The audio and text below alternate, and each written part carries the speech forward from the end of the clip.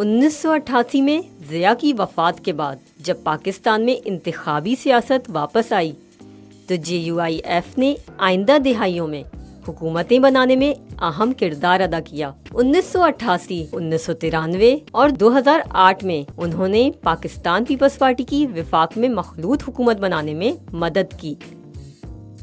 ان کے روایتی حریف پاکستان مسلم لیگ نون کے ساتھ 2013 میں وفاق میں حکومت بنانے سے قبل سن 2000 کے وسط میں انہوں نے جنرل مشرف کی حکومت کے ساتھ بھی سمجھوتا کر لیا اور وفاق میں فرینڈلی اپوزیشن کا کردار ادا کیا، اور بدلے میں صوبائی سرحد اور بلوچستان کی صوبائی حکومت حاصل کی۔